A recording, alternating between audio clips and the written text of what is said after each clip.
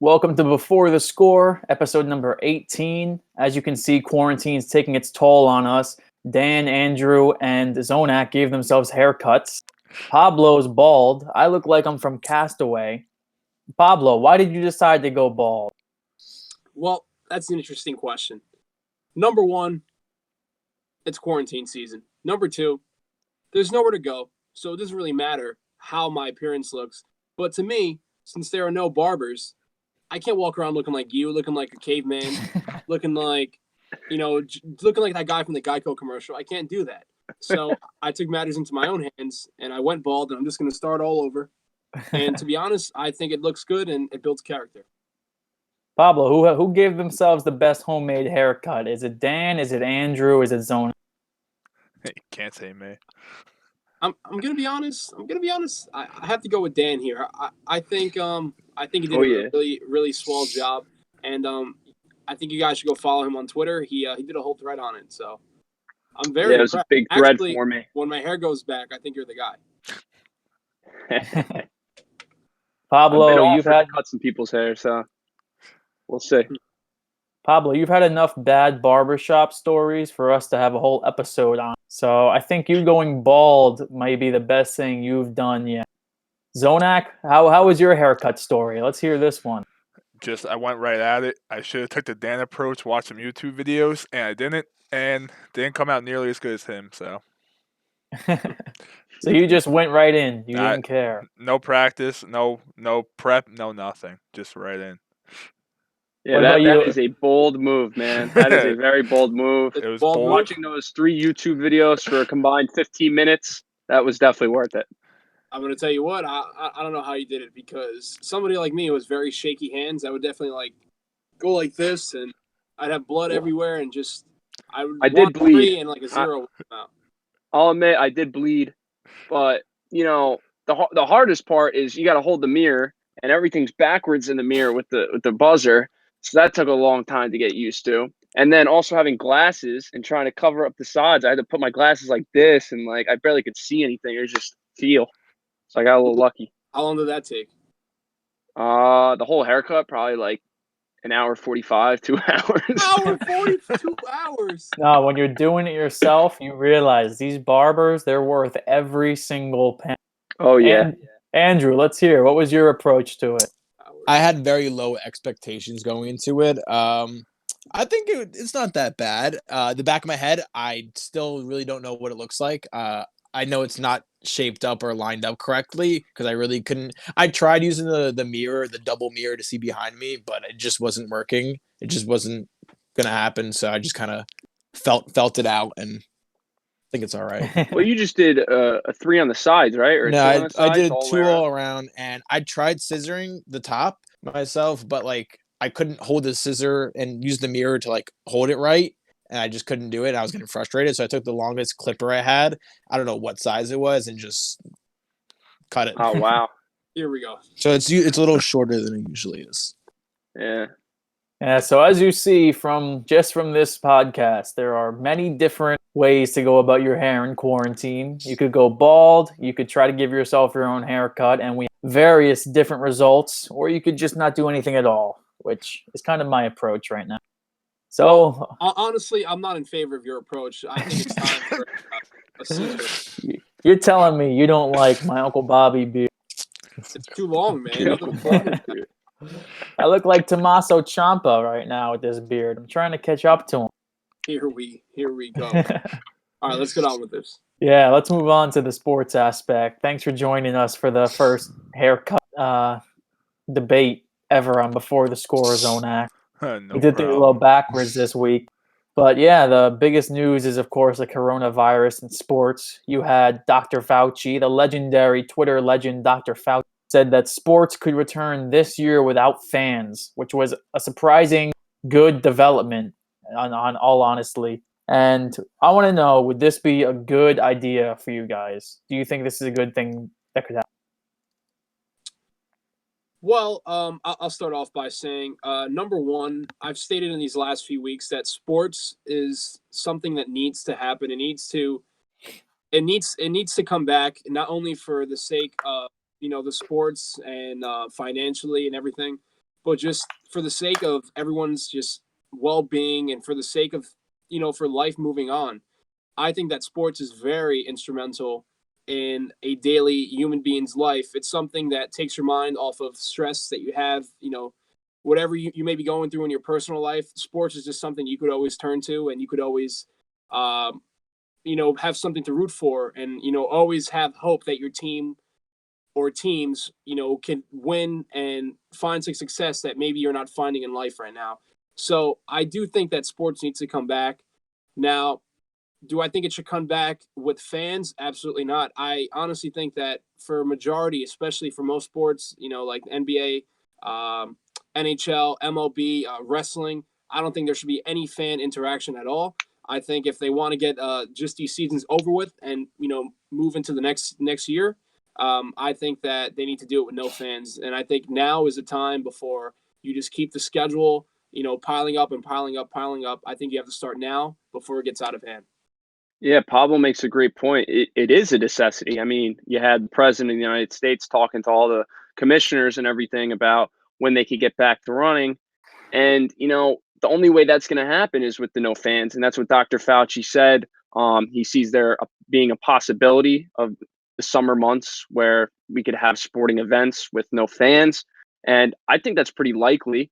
The part of the summer which that would happen, though, I mean, it's probably in the latter part of that in the summer. So, I mean, we could be optimistic, but like Pablo just said, it is a necessity. It brings a sense of distraction. It brings back a sense of normalcy of this whole situation when you could turn your TV on at night and watch an NBA game, or turn your TV on and watch an NHL game. And especially with the playoffs coming up, it just brings a lot more excitement into our lives. So hopefully at some point in the summer, they'll be back. Yeah, even though it is the greatest distraction in the world to get everyone out of their routines of their most of the time boring lives, it kind of gives everybody that sense of excitement. But if we're being honest, yeah, it's nice and it helps a lot of people out, like relieve stress and everything. But we'd live without sports for a year if we had to. That we would live without sports for a year. But that being said, there's too much money in that market. There's too much money for these teams, these owners, these leagues to not have these logistics nailed down and to get these seasons in. So I don't see a reason why they shouldn't be able to play these games. Yeah, the whole part about the money thing, we just saw the United States Development League for soccer just go bankrupt, and they had to end the whole league. So the future of U.S. soccer, men's soccer, women's soccer, is going to be, under stress. I mean, we don't know if we're going to have great prospects coming up anymore because this development league was trying to kick us back into the global scene, I should say. So like this, you just said, there's a big financial burden from all this, and these sports commissioners and these sports teams want to get back to it as soon as possible. That's another point because like a lot of these smaller market teams, I don't know how well they are equipped to handle not having that TV revenue for a whole year. So getting that, just even if there's no ticket sales, no concession sales, if they get that ticket revenue, they get that TV revenue, especially since everyone's home, there's be nothing else going on, they'll watch it. So the TV revenue will be up. So that would be big for a lot of teams. Yeah, and a lot of sports make their money from the TV. Like the NFL, their 85% of their money is from TV deals and everything. So they can play without fans and not be too affected. But another sport like college football is all from the gate that they get from attendance. So that's why they're saying that the college football season is in a lot more danger than the NFL. But as Dr. Fauci said, the future of sports, at least for the immediate future, is probably without fans. And I think that we kind of balked at originally. We were like, we can't have sports without fans. Even LeBron James was like, no way, we're not doing that. We're not. But now it's like, God, please, can we get sports back in any way possible? We already had WrestleMania without fans. We've seen it's not the same, but it's at least something. And it distracted people for a day or two. If we could basketball back for the playoffs or hockey back or something like that, I think that would go a long way to the recovery effort in the U.S.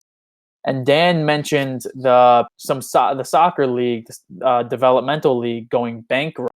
I wanted to bring up how the XFL filed for bankruptcy. And the XFL, they gave us 4 weeks of good content. We were talking about them every week on our show. I want to know if you guys are disappointed in the XFL going on. Well, disappointed, yes. But at the same token, this is out of Vince McMahon's control. Nobody saw this coming. Nobody knew that this was going to happen. So, you kind of can sympathize for Vince McMahon. I mean, this guy, I can't imagine all the stress he's going through, especially with what we're going to get into later on in the show. I think that the XFL, in its first inception was a failure.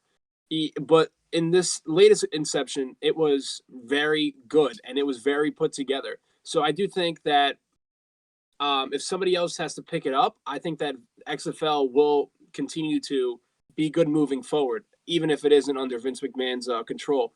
But like you said earlier, right? Sporting events with no fans are not the same. I understand that.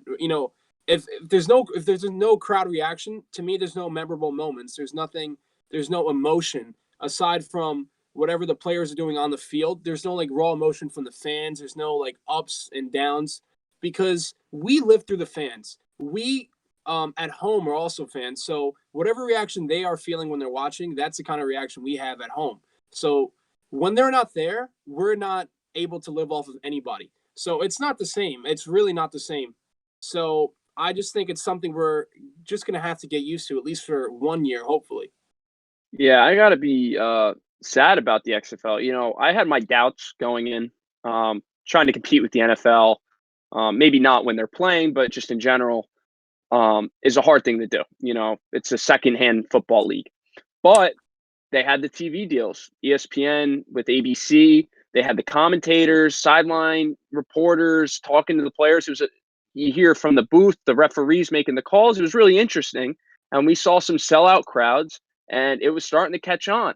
And it makes me wonder to think, was this going to be a one-hit wonder? Maybe just this year it would have worked out. Or if this coronavirus never happens, maybe the XFL has years and years where it starts to become a bigger and bigger thing, and they could attract high school kids to come into the XFL and develop their game before the NFL and make it more competitive and get better players from the NFL. So it is a shame to see because I saw a lot of potential going forward each and every week with the XFL, but now maybe someone picks it up, but we don't know. Yeah, well, the saddest part about the XFL filing for bankruptcy is we kind of saw how it could work. Having that football in the downtime in the offseason of the NFL when it's slow before the actual free agency, everything kicks off. People are all into it. You see sellouts in Seattle and St. Louis, and St. Louis was into it because they didn't have a football team anymore. Just that passion in the fans. You don't see that for any secondhand leagues for any other sport. You don't see that for AAA teams. It was a perfect fit. It was a perfect time. It's just a shame that at the absolute worst time because we were almost guaranteed at least a second season. Yeah, and real quick, Steve, before you talk, and the last point I want to make is for some of these XFL players, it was life-changing because you have PJ Walker, you have Jordan Tamamu, they're going into the NFL because they had great seasons. Maybe it was only 4 games, but this would have changed the life of a lot of players who play at a really high level in the XFL to bring them to the NFL.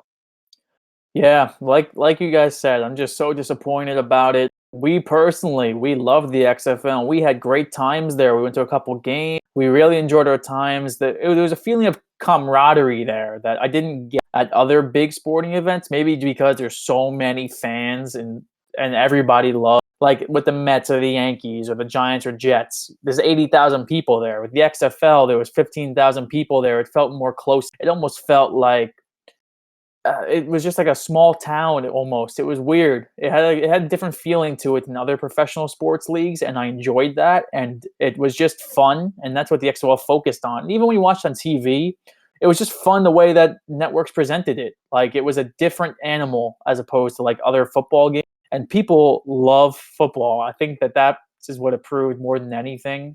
I think that it would have worked if it wasn't for this coronavirus pandemic. It's a shame they got their shit in order just in time for the world to lose their shit. But like you said, I loved how it gave players a second chance, and those players who took advantage of it, like PJ Walker or Jordan Tom, I hope they carry that XFL chip on their shoulder for the rest of their playing career. And they maybe PJ Walker ends up taking the starting quarterback job from Teddy Bridgewater. Who knows? But they'll always have that XFL chip on their shoulder, and those guys, some of them played their last down of football in their life. But for the guys who didn't, that's who they're playing for. It's like a brotherhood now. So that's what I hope the XFL it leaves a legacy, and those guys are the legacy of the XFL. In all honesty, but I do hope it returns because we were planning a tailgate for it. We'll never get to have that tailgate, so maybe we'll come up with a backup plan for that when sports are back. But yeah, I just really hope that they get like an investor or something. The AAF, they had an investor and the guy lost so much money. I think the XFL could pull it off if the conditions are. Let's go from one Vince McMahon venture to another. And WWE, it was a sad day. Today was a sad day too because Howard Finkel, rest in peace to the best ring announcer of all time. Very sad he passed away today. Pablo, you want to give your thoughts on Howard Finkel? Yeah, Steve. I mean, Howard Finkel. What can you say? Definitely, his greatest moments were probably not in our times, but I just hear the stories from my dad, from other people who have loved the business for many years. They remember Howard Finkel as the voice of the World Wrestling Federation back then. This guy, he was just so charismatic, such a joy, with his amazing voice. His voice will forever live in infamy. His voice was just amazing, man. And it's 69 years old, or I'm not exactly sure the exact age, but from what I hear, he passed away due to stroke complications. Now, it's sad, man. I mean, a part of me is very, very happy. Not really happy. I don't think that's the right word, but I feel like with everybody going, to this coronavirus thing, I'm just glad it wasn't to that, because that would have just made things worse. I'm not really sure if that makes any sense, but I don't know, man. It's sad. Yeah, it is sad. I don't know where you took it there, but I think it was kind of like that Michael Scott thing where it's like I start saying a sentence, I don't know where I'm going to end up, but I just keep. But I think you make a good point in the end. You wrapped it up with a good bow. It was very sad, and people they'll remember Howard Finkel as the WWE legend, the WWE Hall of Famer, and the best ring announcer to ever grace the mic. But moving on to some more WWE news that is very sad is that due to not having a gate anymore, they're not having any house shows this year. They're not going to have that revenue coming in from fans for a couple months. They had to make some cutbacks, and over 100 people were let go from WWE. Lady, good riddance, future endeavored. People from behind the scenes, people in front of the camera that you've known for years and years. Rusev, Zack Ryder, Gallows and Anderson, Drake Maverick, Mike Chioda, who was a ref for over 30 years. He refed in some of the biggest matches of all time. Kurt Angle and Finlay were some producers they let go. Just a very dark day in WWE's history. And I just think that these guys, yeah, it could be good for them creatively, but right now it's just a very sad thing to see. Well, absolutely. Number one, I do think you're spot on with creatively. None of these guys were going anywhere. None of these guys had a storyline, and that's just something that WWE likes to do. They like to stack up on these talented guys just to pry them away from these other companies so they don't have success anywhere else. And that's what they do. They just keep loading up on talent, and they're just not going to use them. So creatively, it is very good that these guys are no longer with World Wrestling Entertainment. But financially, especially for a lot of these younger guys, not a guy like a Mike Chioda or a Kurt Angle or a Lance Storm, who have been in the business for many years, and financially they might be okay. A lot of these young guys, especially like if they're not like a top talent, they might not have a job right now. They might have to go somewhere in the indies where they're not getting paid what they should, especially for the body of work that these guys and the amount of effort that these guys put into their work. They might not all be going to AEW. AEW is not going to pick up all these people. So I think if you're a person like Leo Rush, if you're Gallows and Anderson, if you're Rusev, if you're Rowan, I think all these guys are going to be picked up by All Elite Wrestling, or at least some type of major promotion. But like I said earlier, if you're not a major guy, this is very bad news, especially for right now with the state of the world. I don't know what their future entails. Dan, any thoughts? I'm not. I'm gonna be honest. I didn't know Kurt Angle and Rusev were let go. That's terrible. I mean, when I even know some people that are getting let go, that means there's some big things happening, and you hate to see that. And it's just the coronavirus is bringing out such terrible financial burden on all these different organizations. So hopefully they could get rehired back once they start getting more revenue, or they could, figure something out with their careers. But a lot of people, yeah, as you see, are getting affected by this. Yeah, you hate to see it. Like Pablo said, for the more established guys, like they'll land on their feet. They'll have another gig lined up when this is all over. They're too talented, too experienced not to. Just the younger guys who are just starting to make a name for themselves or aren't as established, and they're kind of easily just like forgotten about, and kind of derails a career. Yeah, and like Dan mentioned, a guy like Rusev is very prominent. He wasn't. I mean, he faced John Cena at WrestleMania 31. That was 5 years ago. It really wasn't that long. For most people, that ends up turning into a world title run in 5 years. Nobody would have thought this guy would be released in 5 years. Rusev, he was one of the most over people in the company just 2 years ago. I remember everybody was chanting Happy Rusev Day everywhere you went, even at WrestleMania 30. It was him and Aiden English. Aiden English was also released too. I mean, the list just keeps piling on and piling on. And from what I hear, this is not the end of it. I heard that more firings and more layoffs are actually going to be coming within the next few days, hours. Yeah, and just to touch on like all these guys, they all had stuff going for them. It's not like these are guys who have been sitting on the sidelines forever. I mean, some of them, yeah, but some of these guys were involved in some major storylines. Like Rusev was just in a fight with Bobby Lashley over line. You had Zack Ryder, who just won the World Tag Team titles last year at WrestleMania. Gallows and Anderson, they were in the main event of WrestleMania. AJ Styles and Drake Maverick, he was fighting with R-Truth for the 24/7 title for God knows how. And Drake Maverick, his video on Twitter was very sad. I don't know if you saw that, but he was teary-eyed. He was talking about it, and you can tell he loves the business, rock star. So I really hope he lands on his feet somewhere. Well, yeah, definitely. What I didn't like, I'm not sure if you saw it. I know you actually definitely saw it. The Seth Rollins response to all this, right? Seth Rollins is somebody who I understand he's a company guy. He might not have been got his start from the ground up from World Wrestling Entertainment, but this is somebody who will forever stand by whatever Vince has going for him, and he's somebody who is sticking up for this company. Now, I do think that sometimes it's best that you just keep your mouth shut and don't get involved. This is not something where he has to always have his take on things. So, did you hear what he had to say? I actually didn't hear exactly what he had to say. I saw a little snippet of it on Twitter, but if you could inform everybody. Well, basically, he was just sticking up for WWE and saying he doesn't appreciate everybody bashing them because this is something they had to do. Now, I understand, and he's probably right, but I don't think that you always have to make your opinion on something like that. Some things are better left unsaid. It's something like a LeBron James, right? He said the thing about, if there's no fans, I don't want to play basketball games this year. Well, he's going to have to bite his tongue, and if he wants to get the rest of the NBA season in, he's going to play with no fans. So some things you just don't say, some things you just keep your mouth shut. That's all. That's the only problem I had a problem. Only thing I had a problem with.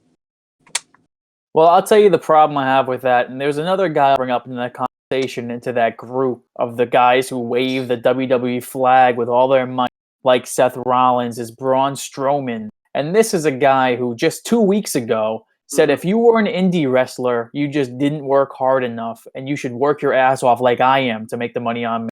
These guys, they are not afforded the same opportunities as a 7-foot giant, especially in this climate.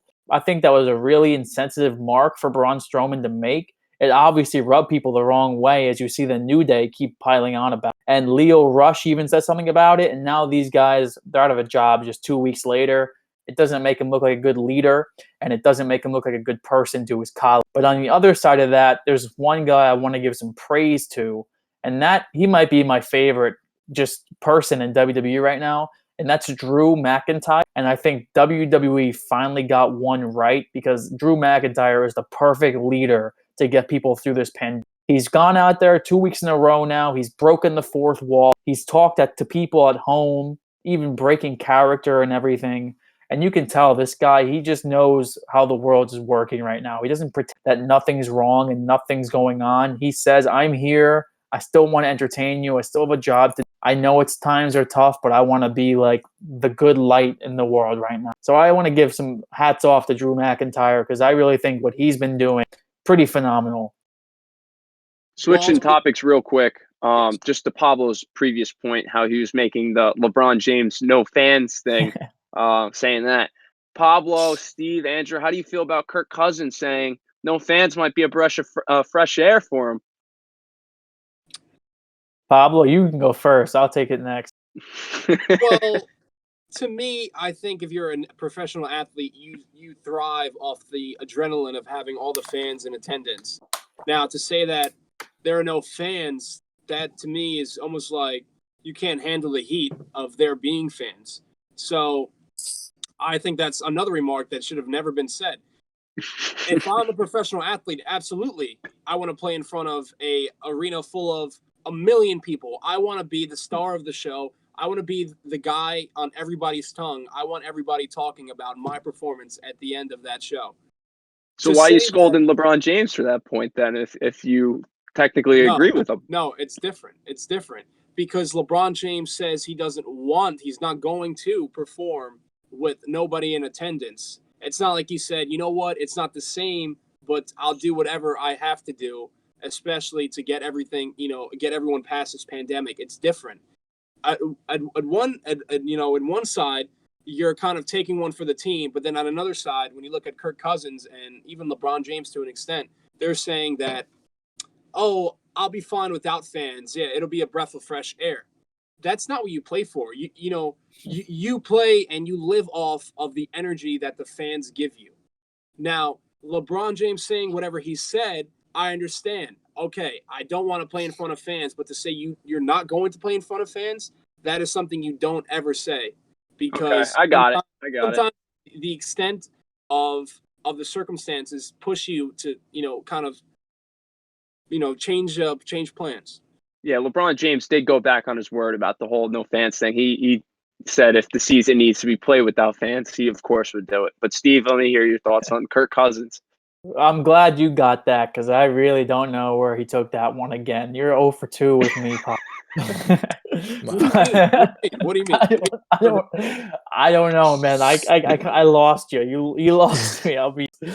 Well, Steve. I want to wrap up that Drew McIntyre part. Okay. We're bleeding stories here. You can go first with McIntyre, and I'll talk about number one. Right? You were talking about a guy like Braun Strowman just crapping on all the indie wrestlers and saying that they didn't work hard enough, and that's why they're not in the position that he is in.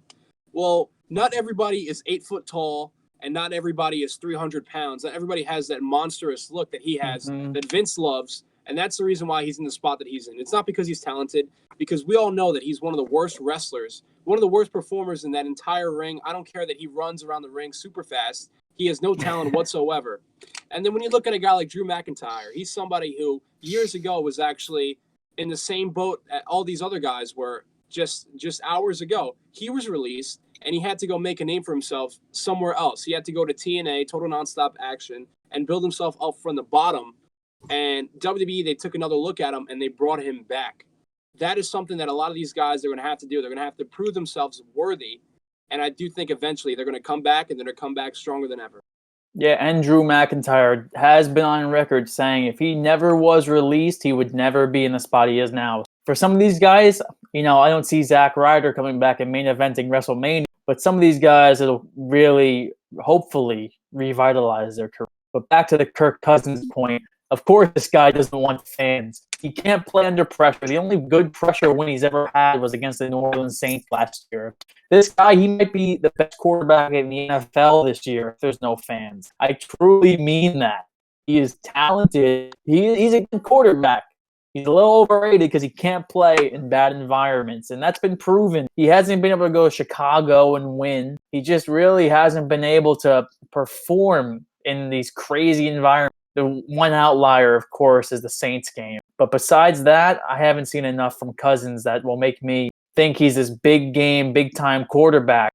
But every game is going to feel like a joint practice now. So maybe Cousins, maybe he'll look like a superstar this year. Yeah, I think that's another thing. It obviously sounds bad when a quarterback who's supposed to have ice in his veins, that's like the toughest mental position in football. And to say that like it'd be a breath of fresh air, it means like you can't handle the crowd noise and the pressure and all that.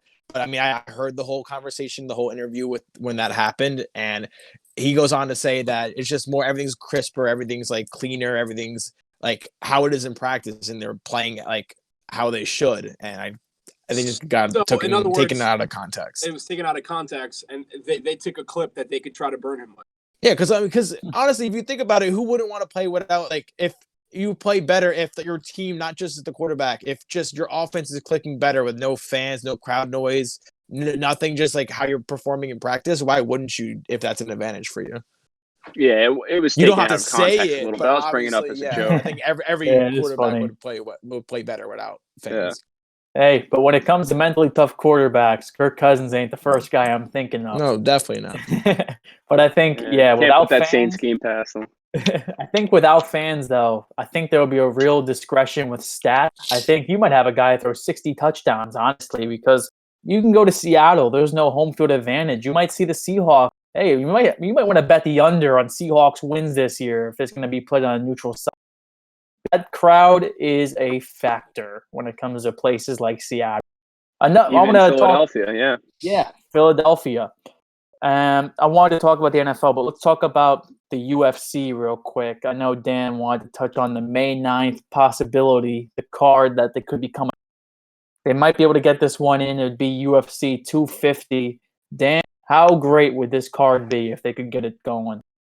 Well, exactly, if they could get it going. And, I was very adamant thinking this card last week was going to happen, but that obviously had to get pulled. But that wasn't Dana White's decision. That was the CEO of Disney saying, all right, like, now's not the time. We should be, doing what everyone else does.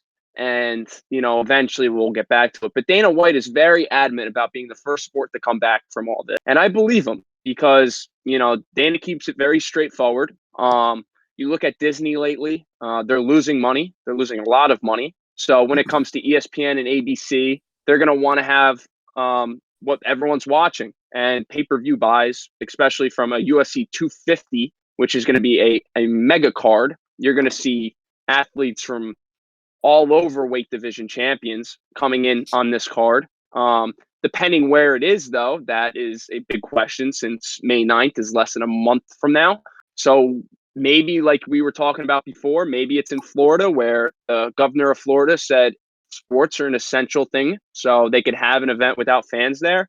Or you go to Fight Island. I mean, if Fight Island's infrastructure is ready and they have all the logistics set up, let's do it at Fight Island. How awesome would that be, seeing these world champions fighting on an island with water and palm trees in the back with lights and everything? It looks so cool. So, I mean, Florida seems like the most logistical option, because then you have, like I was mentioning last week, hospitals and people getting knocked out. So that seems more likely. But overall, I really think this card's a go because Dana White is very pushy on it, and I think, is going to get it done. Yeah, I agree. I think Dana White will get it done. That guy is a go-getter. He figures shit out. He almost had UFC 249 as a go. I think he's not going to have UFC 250 not pop up. And I would like to see it on Fight Island, like you said. I don't know how practical that is. I think Fight Island, UFC 250, nobody would ever forget. That would be memorable forever. But but in Florida, I'm sure they could come up with something good. Florida deemed every sports essential. So even like the NBA and them could have their seasons there if they wanted to. I know that's a possibility. So we'll see what happens with that. But yeah, Fight Island, I'm all for Fight Island for 250. I think that would be awesome. Let's get in the NFL a little bit. We got some news. Von Miller tested for COVID-19 one night after the breaking news that Jay Glazer made us wait 2 days for. Let's hear this rant you have cooked up, Dan. This guy, Jay Glazer, man, I got a problem with him. Pablo, your bald brother, I got a problem with this guy, man. we got this built up news for 2 days. Everyone's talking about it on Twitter, how amazing this is going to be, how big of news it is. We got no sports right now. Like, we're all dying to hear this news. What is this breaking news? Like, give it to me, Jay. Like, I am ready for this amazing news. And this guy just comes out with, yeah, some guy in the Rams has coronavirus. Dude, that is the news I've been getting for 3 months, 4 months about people getting coronavirus. I don't care. Why would you think that would be a good option to blow up and say, this is amazing news? Yeah, your ratings probably went up, but now everyone's losing your credibility on this. This is ridiculous that this guy blew this out of proportion, where maybe he didn't, maybe the people on Twitter and the media blew it up a little bit to get things going because they didn't know exactly what it was going to be. But the fact that that was the news just pisses me off so much, because I've been waiting for some big news, some good news. Nothing. This guy, nothing. I'm done with this bald man. I'm done. Yeah, I'm done. yeah. I'm gonna interrupt you for a second. What in your mind? What kind of news were you expecting there? Well, he did say it wouldn't be a trade or transaction. So the president talking to the NFL commissioner, maybe there was some good news about the NFL season. Maybe there was some good news about, having fans back into the stands, figuring out logistics of the NFL season, thinking about maybe something with the draft. Nothing. Just, I thought there were so many possibilities this news could have went into, which could have made maybe shocking, maybe like, wow, that actually happened, or maybe good news, maybe either way. But the coronavirus thing, to say that's even news at this point, that's news for the last 4 months. It's useless. Yeah, Steve, you got to answer for your boy. I know he's very well connected. I know he gets a lot of giant scoops and stuff, but I mean, Jay Glazer, you got to show me something more than this, man. I mean, I know you got the Odell Beckham trade right, but I mean, what have you done for me lately, Jay Glazer? Exactly. All right, here's my Jay Glazer meter here. Jay Glazer was at the very bottom for me. I thought he was just some short idiot who was best friends with Michael Strahan. I couldn't stand this guy. Then he got the Odell Beckham Jr. trade, and I was like, there's no way that's right. The Giants are not trading him. He got death threats on Twitter from Giants. Odell Beckham Jr. gets traded. I'm like, okay, maybe this guy knows something. He goes up a little bit. Then he said Leonard Williams might get traded to the Giants. I said, no way again. The Giants are not trading for Leonard Williams at the trade deadline. Lo and behold, Leonard Williams is a New York Giant to this day. So, Jay Glazer, I was like, this guy's word is gold. He is connected. He knows what he's talking about. And then I was waiting until 11 o'clock last night. I was watching Groundhog Day. I was ready to stop the movie. Ready to stop it. It was 20 minutes left. I was like, you know what? I'll stop the movie and finish it after. I want to know this Jay Glazer news. I paused it. I looked. I saw the guy, some guy I never even fucking heard of, had coronavirus. I put my phone down. I didn't even want to answer for my boy's crime. I knew he lost his credibility at that moment. I knew. No offense to the Rams center, but if this was like Tom Brady or Roger Goodell had it, or then Von maybe, Miller. then Von Miller. Even Von Miller's a lot bigger of a story. But I mean, if it was someone like that, then sure, you could say it was big news. But I mean, there's people in every sport that have contracted COVID-19. Like, it's not breaking news. You could have tweeted that 24 hours ago. I mean, sure, you would have got some attention, but why are you gonna everyone's doing nothing. Everyone's doing nothing on a Wednesday night, and you get their hopes up. And of course, people are gonna be pissed off about you. I'm pissed off about you. I'll tell you what. Jay Glazer made us wait 2 days to find out some center from the Rams had coronavirus. Von Miller having coronavirus. The former Super Bowl MVP didn't even make the bottom line. Didn't even make the bottom line. His agent broke it. His agent. I don't even know the agent's name. Jay Glazer, you have hoodwinked us and you lost. You're in trouble. Sports fans are never going to forgive him for this. This will be in his Twitter mention. On Twitter for that, deservingly so. Everybody was pissed. I was pissed. I didn't want to look on Twitter. I did not want to answer for Jay Glazer's crimes. After months of defending Jay Glazer, he made me to be a fool. So Jay Glazer, if you listen to Before the Score, you're one of our villains this week. Some other NFL news. The draft is coming up, of course. We have a big couple shows planned. We'll tell you that schedule later in the show. But I want to get your guys' thoughts on Tua Tagovailoa and where do you think he's going to end up? Andrew, you want to go? I still think right now it's hard to put him to any team besides the Dolphins, because if he doesn't go to the Dolphins, then the Chargers in play, because no one really knows. I think if he's not a Dolphin or a Charger, I'll be entirely shocked. But I don't know if the Dolphins are going to get him at 3, if they're going to get him at 4. I don't know if they're going to stay at 5 and get him. I don't know if the Chargers are going to get him. I don't know if the Chargers are going to leapfrog the Dolphins. There's a million different scenarios where either the Dolphins or the Chargers can end up with him. But I know teams are still getting scared because his medicals aren't like 100% clean. But I still think that it's hard to imagine him not being either the 5th or the 6th pick. Yeah, Tua is definitely a lock for top 6 pick. The thing about Tua is Justin Herbert, because you have the Dolphins and the Chargers. They're both presumably going to take a quarterback. Now it's whatever team likes whatever quarterback more, and whatever team is willing to trade up more. Because if they both like the same quarterback, someone's going to have to trade up, because you see the Chargers in some mocks lately trading up to the 3rd pick with the Lions, where the Chargers trade a cornerback or something and their 6th pick for their 3rd pick. So that's a possibility of the Chargers moving up for Justin Herbert, because it looks like right now that the Chargers are actually more interested in Justin Herbert than Tua. And reports about the Dolphins, it's like maybe if the Chargers don't trade up and they do like Herbert more, they'll take Herbert. But we don't really know. Obviously, I'm not an insider. I don't know what the teams are thinking right now at the moment. But for Tua to pass 6, I don't see any scenario where he passes the 6th pick. Personally, I think that people like Mel Kiper Jr. and Todd McShay, they like to overthink these things. I say my old professor used to say this, and it's a pretty common saying, but he made it into an acronym. It's KISS, and that's keep it simple, stupid. But I like saying keep it simple, stupid anyway. And I think that these teams, it's really not that complicated. I think Tua is going to be a top 5. He's not falling past the Dolphins at 5. There are rumors people are scared of his injuries. I think that's smoke screen, because you never know what to believe now. I think people might be scared of his injury history, especially I think this is the worst possible year for Tua just because of not being able to go visit teams or take these physicals. But I really do think that this guy's talent is too much to pass on, especially for a team with multiple first-round picks. And I really think he'll be a star, especially, hopefully, with Miami. He can grow into that team. They're so young. With that head coach, I think they'll be good. And the thing with Tua or Justin Herbert, these guys aren't going to be immediate starters. So when you're a team, analyzing Tua Tagovailoa and his health, well, he's going to be sitting out for a year.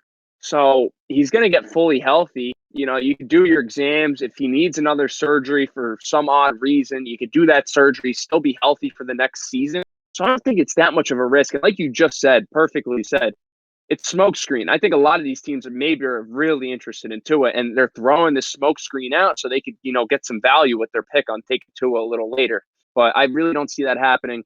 Personally, to me, Tua is the best quarterback in this class. I'll stand by that point right now. I think he's going to be better than Burrow, just because Burrow's going to the Bengals as a lock, and I don't like the fit. It's Cincinnati. They're not going to get it right. But Tua, it's smokescreen. Tua's the best quarterback in this draft. He's not falling past 6.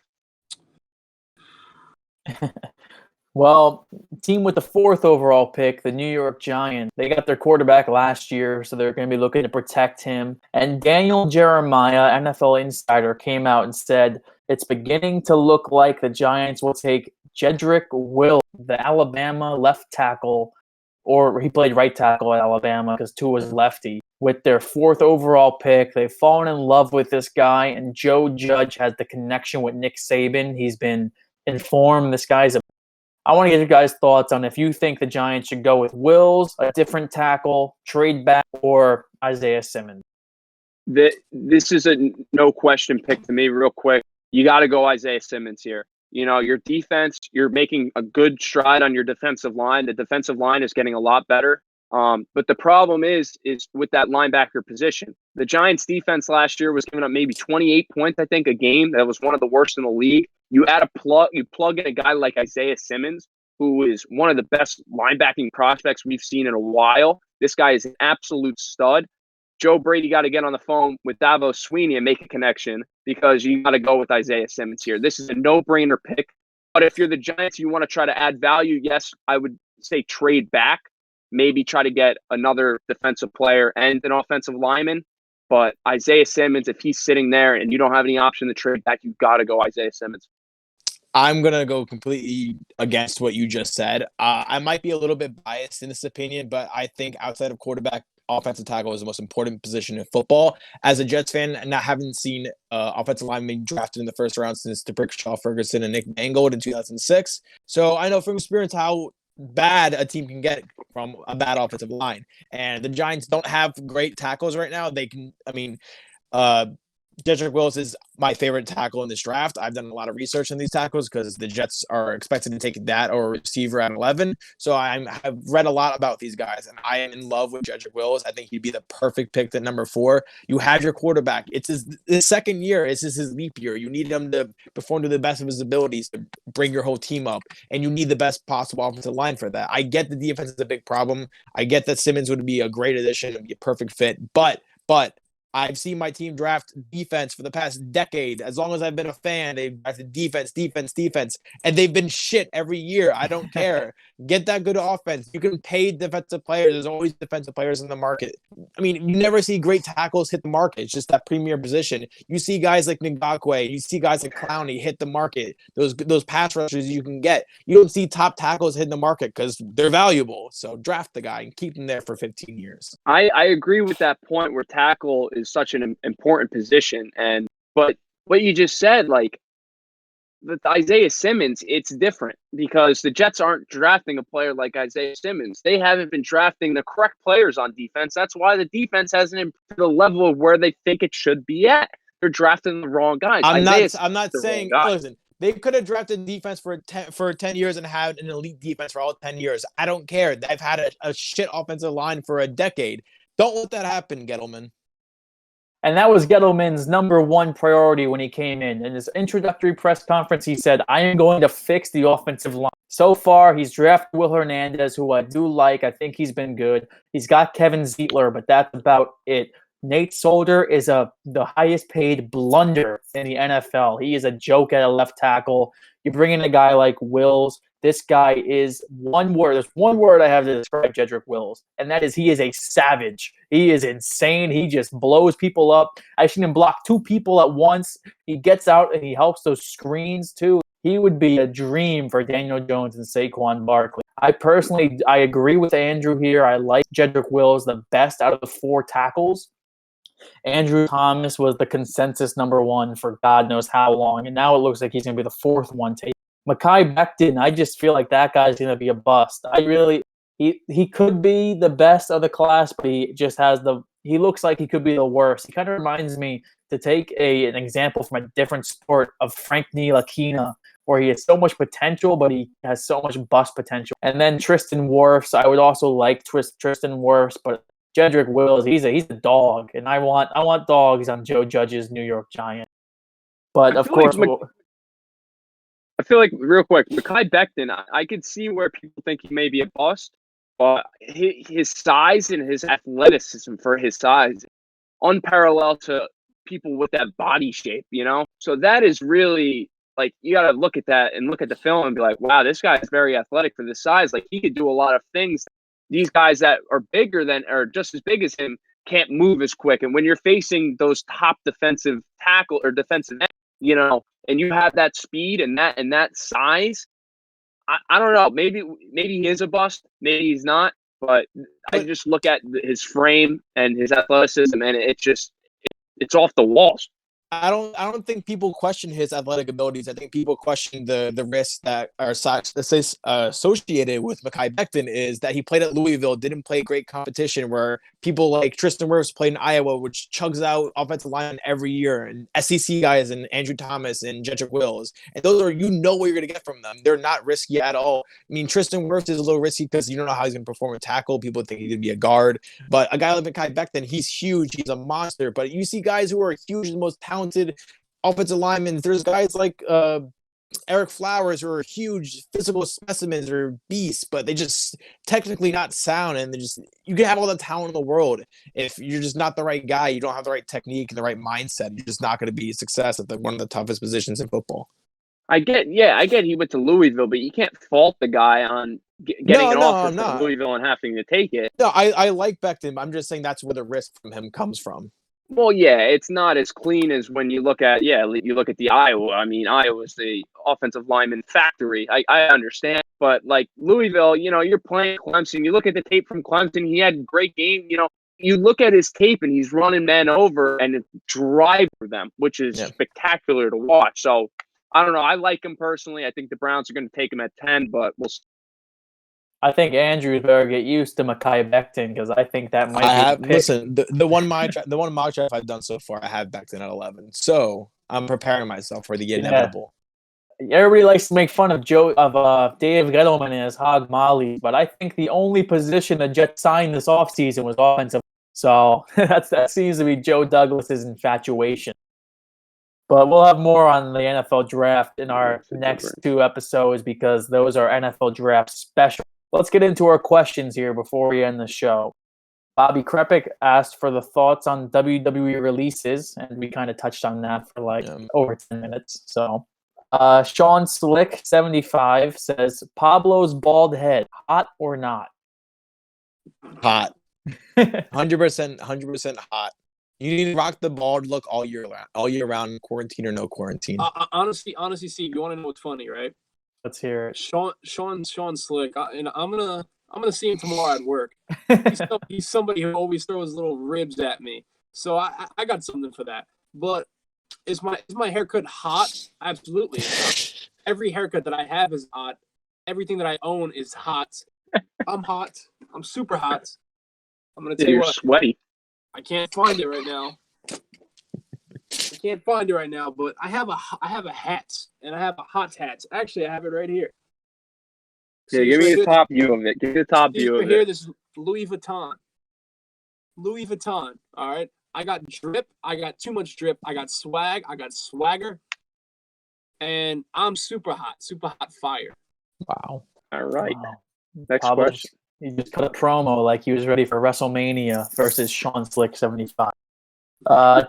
Dave Stolte wants our thoughts on a scout saying that Mekhi Becton likes to cook and eat too much. Wow, a big beefy man likes to eat food and cook. What's the story here? Yeah, I saw the quote. It said he likes playing football more than he likes to cook and eat, which is I don't know how you can be a professional scout and say something so stupid. I mean, he's the largest man. It would be the largest man in the NFL. I mean, how do you think he got there? By watching his tone? No, he's gonna eat. Hey, if I was the NFL and I had access to all those good meals those guys have, I probably like to cook and eat too much too. So I really, it makes me like Mekhi Becton as a player more. Seems like he's one of us. Sean Flynn 25 says, whenever sports allow fans at games, would you be willing to go right away, or would you? That's an interesting question, and I think I would wait. And the reason why I would wait, number one, is because you really don't know, how far this virus is going to be. You don't know if people can get it again once they've had it. You really don't know too many things about it. So I would wait for right now, especially, a few months, wait for this whole thing to blow over. But am I going to be excited? Of course I'm going to be excited, man. I cannot wait for sports to come back, especially my two main sports. I can't wait for it, bro. Listen, if society gets to the point where we're allowing 40,000, 50,000 screaming fans to be in the same vicinity, then it has to get to a point where we can kind of feel comfortable about it. So I'm buying the first, whatever Jet game, home game, I'm going to the first one. Yeah, I agree with that, but that's probably when a cure will be out, so it may not even matter. Yeah, I agree. I think people have a kind of be cautionary about going to sporting events and concerts for a little bit, but I think that'll wear off pretty. I think that masks will become the hottest selling thing at team stores.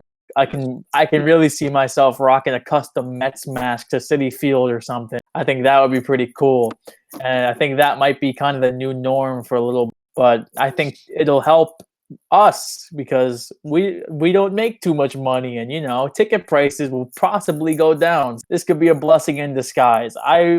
I can see why people would have reservations about going. I think I would be willing to go right away, like Andrew, but of course, it's always going to be in the back of your mind, at least for the beginning. It'll give us something to talk about too, because here on Before the Score, we cover sports, and I feel like we've been covering an off season for about 7 months now, and I just want to talk actual sports. Yeah, it was nice when we had actual things to talk about. I know.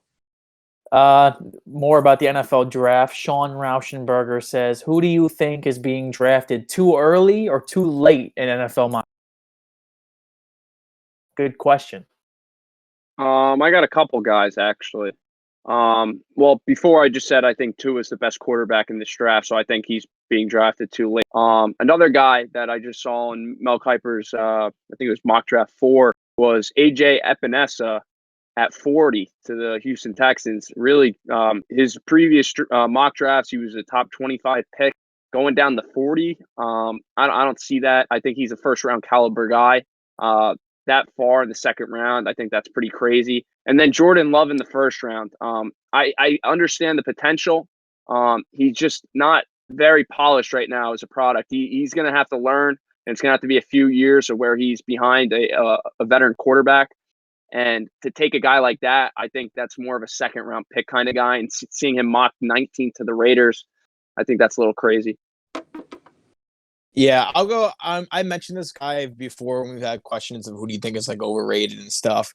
I still have the opinion that Henry Ruggs is overrated, and people have him as like a top 12 pick now, which I think is insane. People have him being taken over Jerry Jeudy and CeeDee Lamb, which is, I don't know if it'll happen, but if it does, then that's asinine. Another guy who I think maybe is being drafted too low in mock drafts. So Ruggs would be the guy that's getting drafted too high. Guy would be drafted too low. I guess Jonathan Taylor. Everyone has him as like that mid-second round pick, but I mean the guy's an animal, and it's a weak running back class. I feel like he's somebody who if there wasn't this stigma around running backs, could easily be a first round talent. I'll give you somebody who's being drafted almost over 2 rounds too low. He's a center. He's from Temple, and his name is Matt Hennessy. Yep. This guy, I will guarantee you, it's a Before the Score guarantee. He is going to be picked in the first or second round, and I see some mock drafts having him in the. This guy is killing it in interviews. He's killing it in physicals. I think he even has a chance to sneak into the first round, the late first round. This guy, Matt Hennessy, brother of Jets long snapper Taylor Hennessy. I don't know the Jets long snapper's name. I'm sorry to say. But I know he's his brother. That's why everyone mentions them in like Jets mock drafts. Like, oh, they got to draft this guy's brother. Yeah, you remember a guy with the last name Hennessy. But apparently he's killing it in interviews. He's a leader. He was nothing but great at Temple. I can see the Panthers possibly taking a chance on him in the early second round since Matt Rule recruited him. I can see the Giants since he's a Jersey kid, and apparently he's killing it in the interviews with the New York Giants. I think this guy is going to be a steal, and I think he has a possibility of being one of the best centers being the best center in the draft. And I know center is going to be going quick this year because Cesar Ruiz, the guy from Michigan, is also killing, and he's flying aboard. Shot up. He might be a top 15, 20 pick. So I think Hennessy is only going to help his value, and he's going to be a late first, early second round pick. That's my bold prediction for this year's draft. I don't know if I'll mock Garrett him there. Bradbury's. Garrett Bradbury. That was a pick last year by the Vikings. Yeah, 19, I think the Vikings son. Yeah, jury's still out. PK Patel, big Steelers fan, wants to know if Jalen Hurts would be a good fit for the Pittsburgh Steelers. Well, the thing is, you look at the history of the Steelers. I mean, Big Ben has been the quarterback there for over 15 years. Not very much of a mobile guy. You look at the back of the days of Terry Bradshaw, more of a pocket passer. Jalen Hurts is going to give you a lot of athleticism at the quarterback position. And you look at the Ravens, and they're in division, and they had Joe Flacco, one of the most unmobile quarterbacks. And then they get Lamar Jackson, and they scheme up a system where Lamar Jackson's MVP. So I'm not saying Jalen Hurts is going to be the MVP of the league anytime soon, but you could change your system, and it works with good coaches. And I really believe that Mike Tomlin is a great coach, and he could figure something out with Jalen Hurts. And I really think Jalen Hurts has a good amount of talent that will translate to the NFL. He's an accurate quarterback. He makes good decisions. He's not careless with the football. He's a bulldozer. He could really run you over at quarterback. So if you get him late second, I think that's a steal. I don't know. I don't see. I mean, I'm not the biggest. Why am I blanking on his name? Jalen Hurts. Yes, I know who he is. I'm not the biggest fan of him. He looked good in Oklahoma last year, but I mean, that's that Oklahoma system that a lot of quarterbacks have won Heisman's in, and he didn't win that Heisman. So I don't know. Maybe he's not as good, but I see. What does he project? Like fourth roundish? Yeah, third, fourth round. Yeah, I think third. Yeah, I mean, he honestly, watching him play, he reminds me a little bit of like a more athletic, like Dak Prescott. That kind of mid-tier guy, that mid-round guy that someone can take it as a backup and he can like fight for that starting job. I just don't see that with him. Personally, I think the Steelers should go the route of signing Jameis Winston and having him eventually take over for Big. I think that would be the perfect scenario for them. They get this guy who was picked first overall, who obviously has some talent, learning behind Big Ben, because they have proved to me so far that they cannot develop a quarterback behind Big Ben. They couldn't do it with Landry Jones. They couldn't do it with, obviously not with Mason Rudolph, who was a first-round caliber talent at the time, who just fell the second round. So I really don't know if they would be able to develop Jalen Hurts the way he needs to. I do love Mike Tomlin as a head coach, but he's a defensive head coach. They would have to bring in somebody who can help run that offense better than last year's has been run, because they won because of that defense. They had a competent offense. They would have been a playoff team. So I think Hurts probably not the best fit, but I think he could be an NFL caliber starting quarterback if he goes to the right system. It's criminal that Jameis Winston. He's going to have a couple of years where he sits behind a veteran quarterback, and the system adapts to his athleticism. Mm-hmm. And our final question comes from Sean McIntosh, and he says he wants some college football talk. So I really don't know what he wants us to talk about, but the one thing I saw was that they were thinking about playing the college football season in the spring next year, spring 2021. So would you guys be excited for a college football March Madness type deal? Well, if fans are involved, I'm all for that, because when it comes to fans, I think that affects college football the most. That's what makes college football college football. And if we're not going to have any fans for an entire year starting in the fall, I don't think that's a great idea. I think that does need to get pushed back into the spring. I don't know how that would work logistically, but they got to figure something out, because fans are needed at college ball stadiums. They're completely needed for revenue, for total experience. Just look at the games. Like you look at an Ohio State game, a Penn State game. The atmospheres are incredible, and that's one of the major selling points of watching a college football game. So having the fans in the seats, if that's the worry, then yes, push it back. But I don't get how they could pull off a college football season in the spring, because that affects the next season, the season after that. Like, are they gonna have it like normally start in the spring? Like, how do you have a game? How do you have a season in the spring and then the next year start it again in the fall? Like, I don't know how you're gonna. I think you can. Then they've ruined future logistically seasons. It would suck, but you got to get through it. Hey, it might be a necessity. Here, if it's making the NCAA money, then they'll get it done. So they'll figure it out. I think it could be a really cool development, having some spring football, having that means something. That's why I was happy for the XFL. So I don't think that, obviously, if this was to happen in 2021, that college football and the XFL going on at the same time would not work. They would blow the XFL out of the water. So I think that this could be a development for the XFL too, because if they plan to come back eventually, obviously it won't be in 2021 if college football has to play in 2021. So they would have to wait another year at least. But I think having some college football in the spring, it could be really refreshing. I think it could be cool. And of course, I'm not really thinking about the after effects of that for that next season when I'm thinking about trying to get this season done. But I think for just in a bottle, just having that one spring college football season could be pretty cool. Having some football madness. To Sean McIntosh's point real quick, Rutgers top 10 recruiting class in 2021. Keep chopping, Greg Schiano. Keep chopping, bringing the boys home from Jersey. Build the Yeah, that's all our questions. I think that's all we got for this week's show, episode number 18. Next week, we are bringing some specials to you. On Tuesday, we'll be releasing our mock draft special where we mock the whole first round. Pablo's going to be playing the part of Roger. So I'm sure you're going to. And then on the weekend, on Sunday, we're going to be recapping the entire draft for you. So we'll be dropping 2 episodes next week, episodes 19 and 20, and they'll be. So make sure you tune into that. All NFL draft season, where your place to be before the score. But that's all we got for episode 18. So thanks for joining us.